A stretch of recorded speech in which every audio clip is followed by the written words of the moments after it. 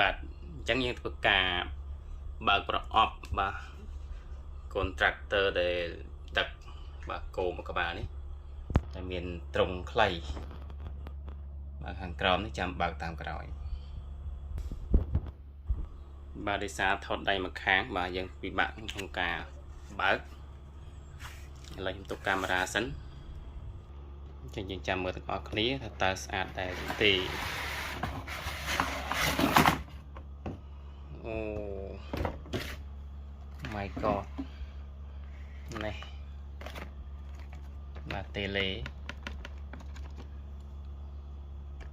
បាទមានគោញីយកទឹកដោះមួយក្បាលស្អាតឈុតឈុតអញ្ចឹងខ្ញុំធ្វើការតម្លើងថ្មដើម្បីធ្វើតេស្តមើលថាតើល្បឿនវាយ៉ាងណាដែរបាទឥឡូវយើងស្វែងរកថ្មតើវាទុកថ្មនៅឯណាអូនេះថ្មនៅខាងក្រោមបាទភ្ជាប់មុខជាមួយនឹងថ្មនិងបាទឆ្នាំងសាកបាទនេះវាភ្ជាប់មុខជាមួយនឹងថ្មបាទទំហំ 3.7 វ៉ុលបាទ500 មីលីអាំពែម៉ោងបាទហើយភ្ជាប់មុខជាមួយនៅបាទឆ្នាំងសាក USB បាទឥឡូវយើងធ្វើការដោះអស់គ្នា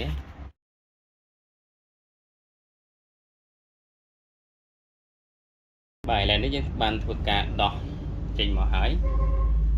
បានជាតេឡេរបស់វាតេឡេ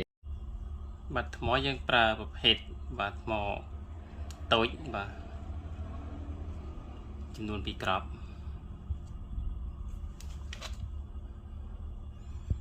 បាទ2គ្រាប់គឺ 1.5 វ៉ុល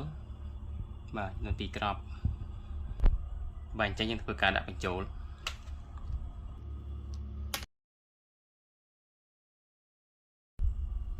បាទយើងធ្វើការបើកបាទលោតភ្លើងហើយឥឡូវយើងដាក់ថ្មបាទដាក់ចូលទៅក្នុងបាទតាក់ទ័ររបស់យើងម្ដងបាទនេះថ្មហើយយើងធ្វើការដាក់បញ្ចូលមើល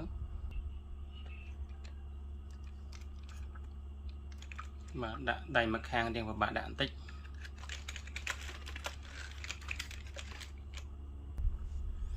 បាទឥឡូវយើងដាក់ថ្មបានជោគជ័យហើយហើយយើងបើកកុងតាក់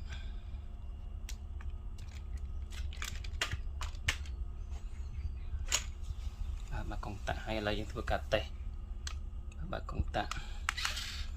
អូ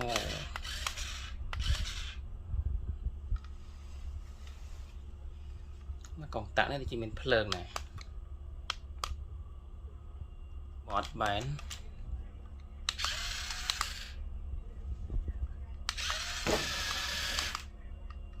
ថយក្រោយ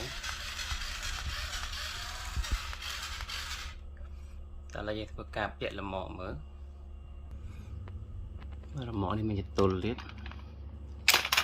ហើយយើងដាក់ចតុលមកក្រោយមក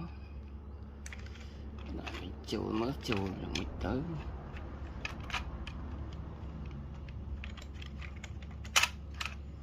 បាទដាក់បានជោគជ័យហើយឥឡូវយើងធ្វើការតេស្ត